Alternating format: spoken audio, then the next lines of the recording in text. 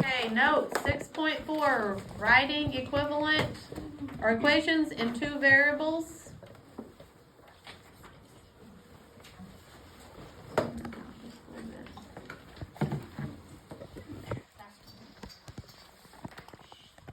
There we go. Okay. That first page we're not going to look at. Go straight to this. The green is your vocabulary word. You should always underline vocabulary words. I don't know if I've told y'all that or if another teacher has, but put it down. Underline these two green ones, and then the yellow is their vocabulary.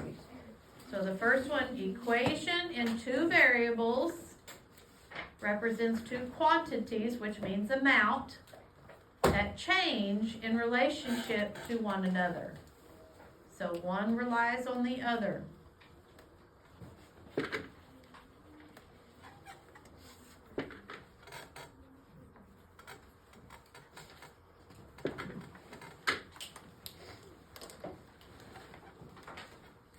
then your second one, a solution of an equation in two variables is an ordered pair, and an ordered pair is the things that are in parentheses, the X and the Y. When you go to graph, the numbers that are in the parentheses, those are called ordered pairs. So when you use those ordered pairs, they make that equation that you started with true. That means whatever is on the left side of the equal sign will be the same number that's on the right side of the equal sign. It makes the equation true.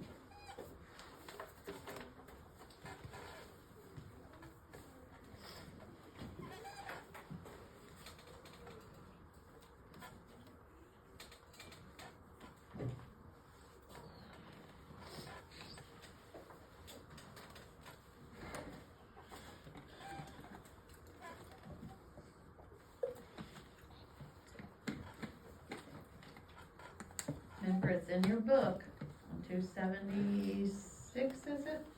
Yeah. So it's kind of easier to look across at your book and then onto your paper versus up and down from the board to your paper.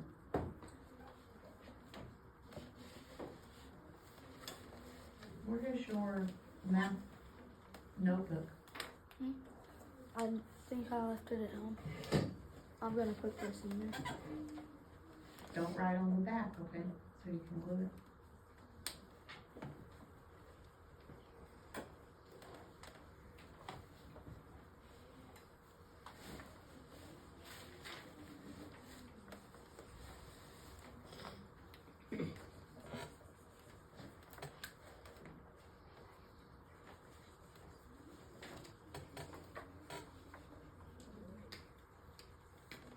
When you're done, lay your head down so I know you can move on.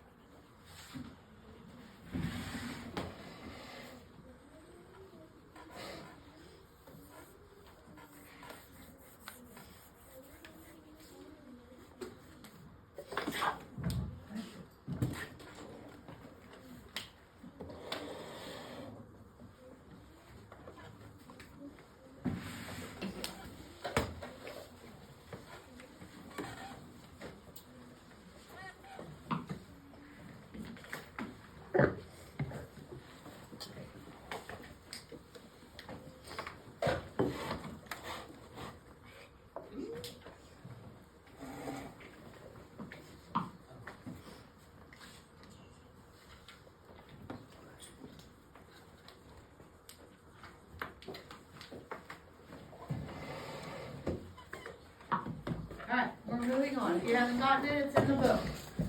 Alright, next thing, your first example, write y equals 2x. We need to put those little funny things. No, not really. But beside it, do put this right here, 3 and 6 in parentheses. So when you're saying the alphabet, what letter comes first? X or Y? Y. X. Oh my goodness. Y is the second to last letter. X, Y, Z. So the first one is always X, the second one is always Y. So put that there, and if you need to, if you want to rewrite it where it looks like this, you can do that also. And I'm literally going to go plug in X, where X is, I'm going to plug in the 3, right? Yeah. And where the Y is, I plug in the what? 6. Put that on the floor. I don't want to sit here and hear that in the video. So Y is 6, and we're changing X to 3. So rewrite that underneath there. You don't need to worry about the question mark. Don't really worry about writing that part in there. Nothing happens to this 6. There's nothing to do with him, so just drop him down again.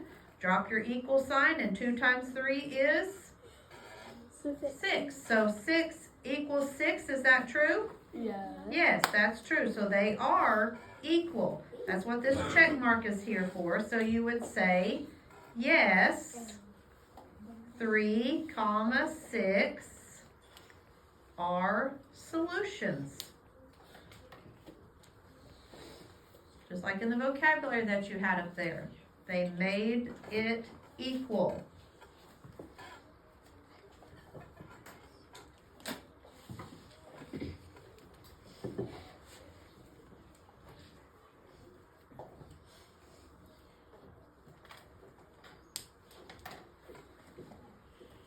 As long as the left side is equal to the right side, then those two numbers up in parentheses work. They are a solution. Anybody need it?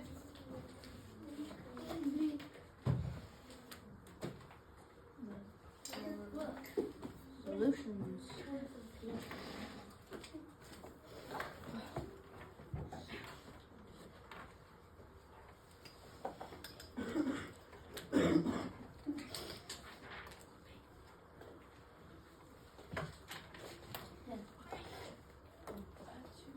Good? Say again? Yes? Okay. Alright, let's look at the other side over here at B. There's your question there. Y equals 4x minus 3. And your numbers in parentheses.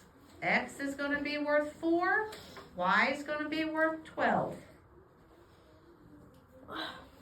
So if you want to write it this way, you can, or you can write it parenthesis ways. I don't care. Equals. You're going to see it in your book and on your test in parentheses, but in your brain, you can know that X is 4 and Y is 12. 4. Shh.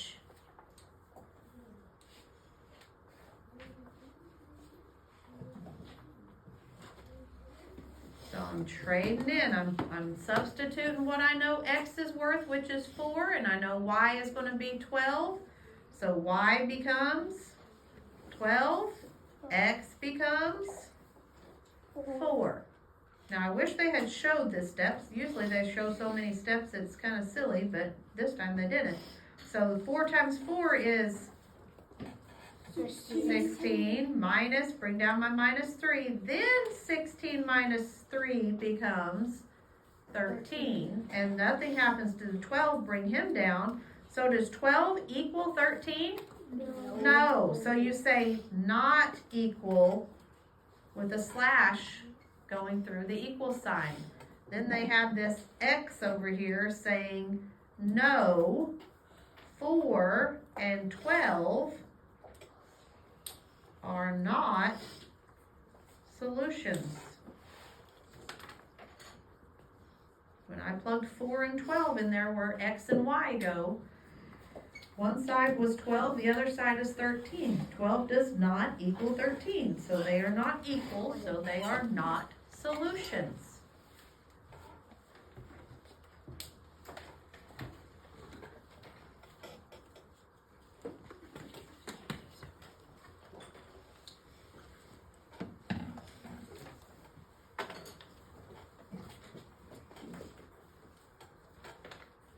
if I need it.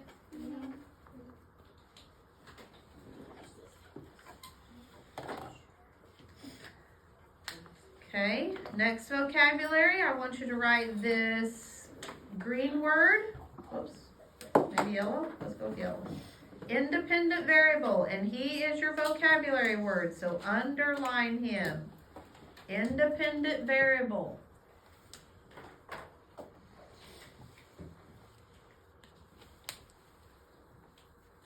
And actually, kind of his definition is at the beginning of this. So you are going to say the wrong pen. Hello, highlighter. The variable representing the quantity, which means amount, that can change freely. So the independent variable is the one that can change freely. So above or somewhere by that, go ahead and put wrong one again. Good grief. Put y equals 2x.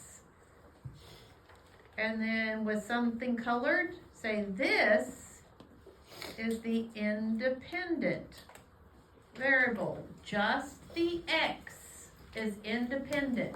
He is the bossy one. Once he says, hey, I'm worth 7, then could we figure out what y is worth? Hello? Yes. So if I said x is worth 7, that would mean the right side of the equal sign would be worth what? 1. I'm at 14. 14. So if the right side is 14 and there's an equal sign, the left side of the equal sign has to be also what? 14. 14. So another way to remember this is using the next word. I got the wrong, didn't get that line letter. Dependent variable, and its value depends on the independent variable. So just like we said, once X was bossy and said, I know what I'm worth, now Y can figure out what he's Reed, worth. come to the office, please. Charlie Reed. So it's kind of like tax season right now. So if you've ever heard your parents talk about that, you are their dependent, okay? They claim you on their taxes. You depend on them to survive, do you not? When they go to work, make their money, they pay the bills, they pay the food, right? You depend on them. So think of that. Independent is the parent and dependent is the kid. So that parent, the X up there in that case, it could be any variable. But the one that's stuck with the number is independent. The one all by himself is depending on the other number or variable to tell him what he's worth. Okay, so then write this is your new question or new example. So I think example 3. So example 3. And in the word problem it says the amount Y is fluid ounces of ammonia remaining in a flask after you pour X cups. So there's your formula, y equals 64 minus 8x, and let's just make ourselves some notes over here. So burn it, I keep forgetting to change markers. Y is fluid ounces, and X is cups. So write yourself that little note.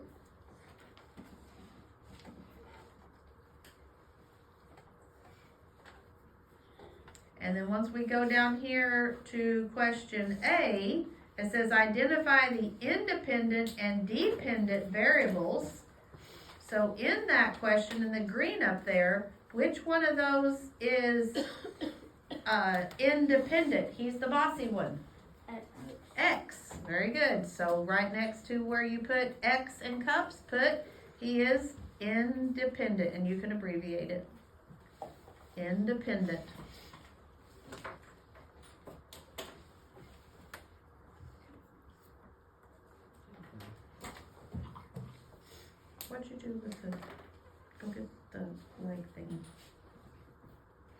You, go get the leg thingy for your chair. Go that way, go around the back sides, stay squatted down. Okay, so then who would be the dependent? Who's depending on the other guy? Y. Okay, so here put dependent.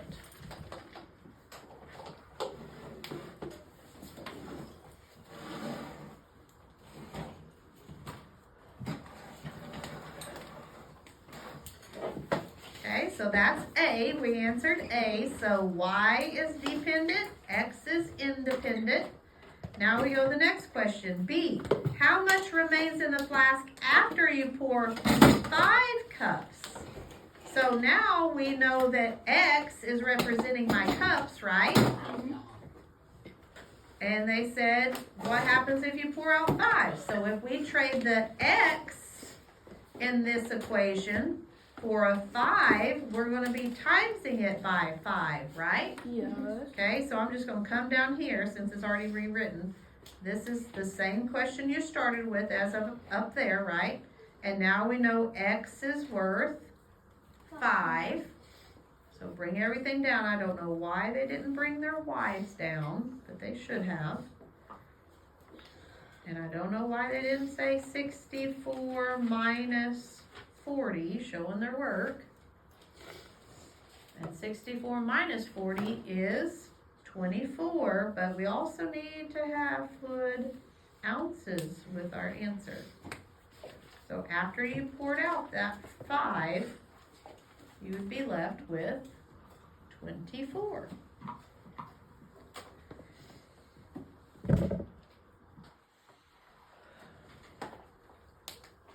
Make sure you're using highlighter or some color in your notes. I'm tired of taking points off for something so simple.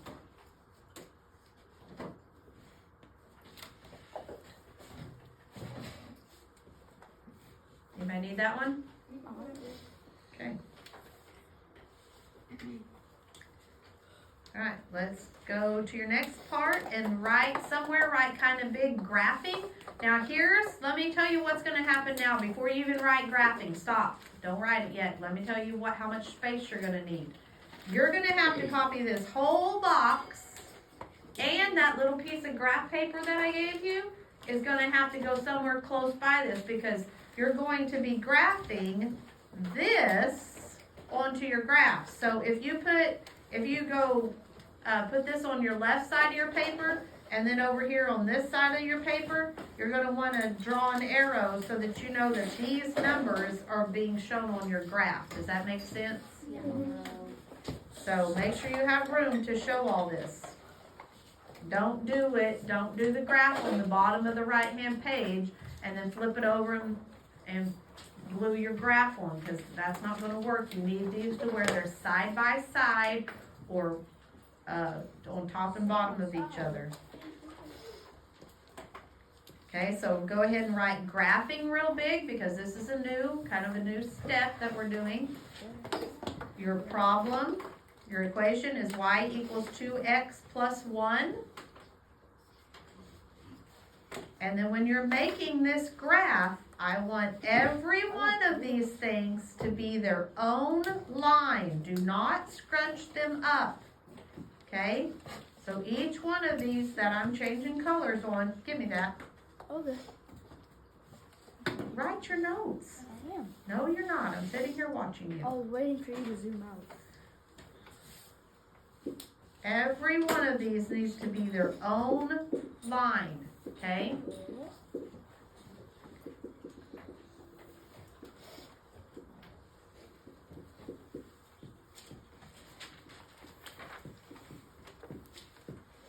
I'll let you write that, and then I'm going to take these colors off so that you can see a little better.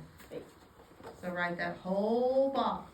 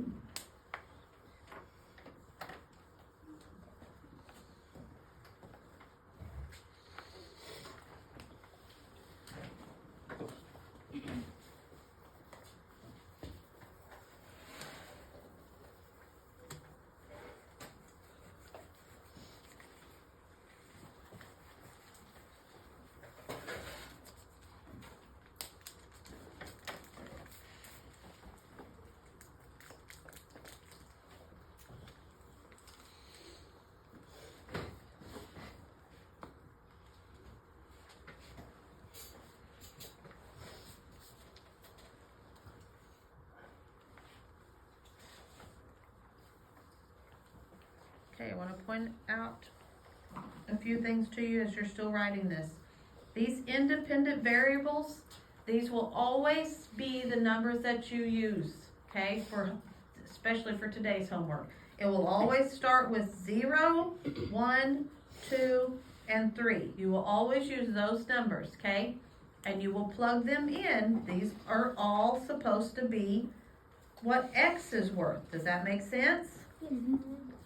So when you do that, you're going to be saying, okay, this X is turning into this number. That makes sense? Then it'll turn into this number. Then it turns into this one. Then it turns into this one. And if I actually solve these, 2 times 0, 0 plus 1 would be 1. 1. 2 times 1, 2 plus 1, 3. Does that make sense? Yes.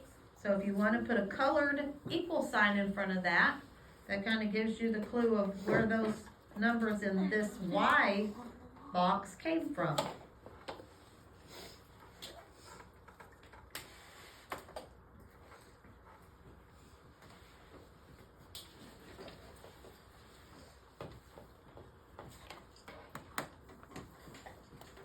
Now the other thing I want to show you is, do you see these numbers? 0, 1, 2, 3?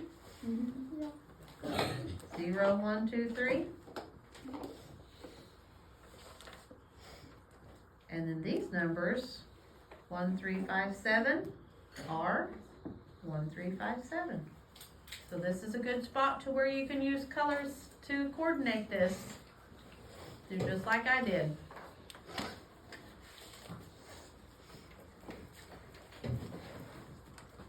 Then above this box, I would write, this is what I graphed.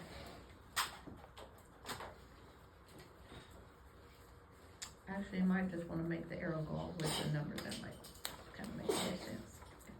These are the things that you graph.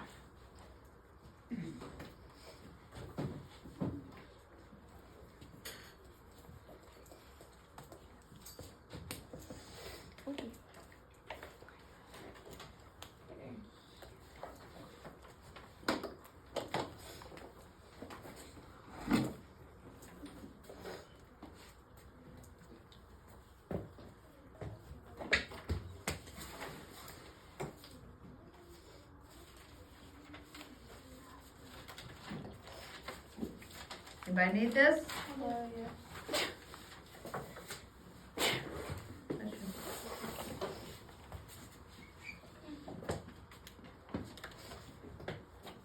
Okay, if you're waiting in the book, it shows you the actual graph. And that's what you're going to put on that little piece of paper that I gave you. So go ahead and start numbering your X and your Y axis. And remember, your X comes before Y in the alphabet. So remember, a long time back, even when we started school. Remember when we were talking about which way does the X go and which way does the Y go? You start your day out sleeping, do you not? And then you wake up and you stand up and start your day. So your X is the horizontal line, the bottom line, and Y is your vertical line, your straight up and down line. So make sure your brain has that, because on your state test or some of your tests, they may not label the X and the Y axis for you, because they want to know, do you even know that part? I don't know. Somebody have a glue you can hand him real quick. Make sure you over your pocket. It's fine. Ruth, you ready? Yeah. There you go. Okay, anybody need this? Everybody's done? Good. Okay, so let's look at the graph that goes with this now. Like I was telling you, make sure your brain knows this is X. This is the Y-axis, okay? So we are graphing the points that we came up with as our answers. So the first one we have to graph is 0 and 1. So I go across, which I actually don't go across, do I? Here's 0, so I only go up 1. So you make your dot, and it's right on the edge of the line. And also be sure that you label it 0, 1.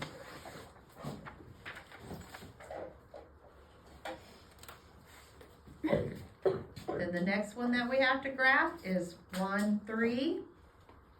So you go across 1, up 3. They meet right there. Label it 1, 3.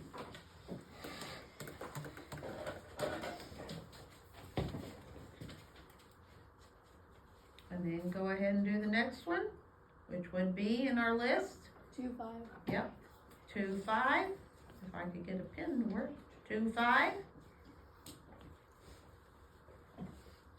Again, go across 2, up 5. They meet. Label it. Now, what happened about on the last one? What if I said, my brain goes, oh, it's 7, 3, and I flip-flop them? You'd get it wrong. Yeah, I get it wrong because my 7, 3 dot would not be up here. 7, 3 would be way down here, right? Yes. Because my X goes first, right? And then my line, my nice little, I took my little ruler or straight edge, like I'm going to use this little thing right here, my little easy grader deal.